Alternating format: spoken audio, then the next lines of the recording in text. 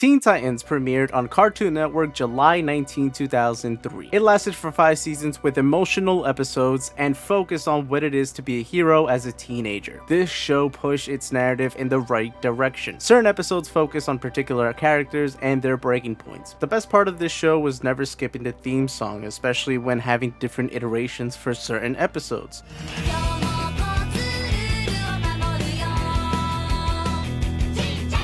The creators took inspiration from an anime series called Fooly Cooly. The team was led by Robin, who was already trained by Batman at the time. The show always left hints about his past and his upbringing as a hero. It led to dark episodes in the series, which I talked about in the past on TikTok. As a kid watching this show, I wanted to be them. It led me to a path where I am in now, talking about them with you. So many episodes that I can speak about for hours and breaking each team member down. But I'll save that for later. So let's talk about the villains they fought. The Brotherhood of Evil, a group of villains. They are led by the Brain. They appeared in season 5. The Brain has intelligent expertise in science and strategy. Morjumala has strength and combat skills. He's also a gorilla. Madame Rouge is able to shapeshift. She's very similar to what I call an evil version of Plastic Man. And General Immortus, he is the Forever Soldier. He's just an old looking man, kind of like Vandal Savage. He is immortal. This team definitely gave me Hydra vibe for sure.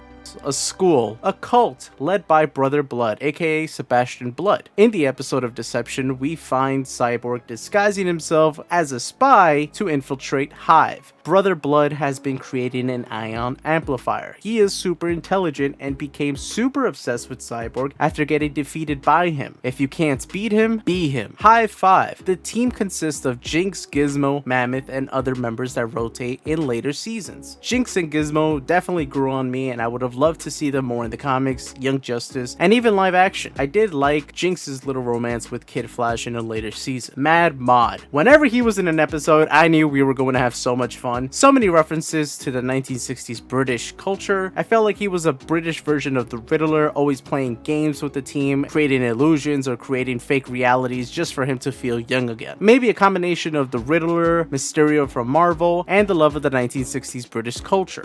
Trigon, the worst dad in DC Comics history. He literally hates his daughter but also loves her, and he kind of wants her to take over when he's dead, but I don't know, there's like so much confusion on that. But guess what? He was voiced by Kevin Michael Richardson in season 4. Red X, anti-hero, rogue, villain.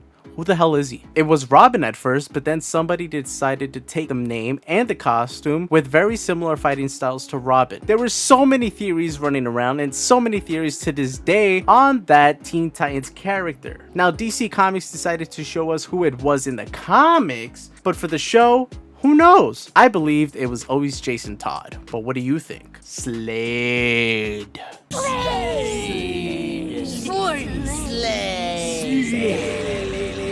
I know, leave the best for last. Of course, this villain, this character is super weird to me because after going after the teenagers that really messed up your plans, to then making the team fall in love with you, to then making her into a spy on the Titans so you could get your own revenge. I mean, what the hell, old man? What the hell? Yeah, Slade was honestly like the best, but also the most disturbing villain for the Titans, especially in the comics, but we'll get into that later. There is this specific episode that haunts many of us. Of course, I'm talking about the episode Haunted. In this episode, Slade uses psychological warfare on Robin because he uses a hallucinogenic chemical that Robin breathed in when he picked up Slade's mask and entered his bloodstream, affecting his nervous system. Robin could only see Slade. His team members did not believe him when he said that he saw Slade everywhere. They thought he was losing it. He was losing himself. Within season 3, Teen Titans started to grow even more than just the regular members. They started to form a Teen Titans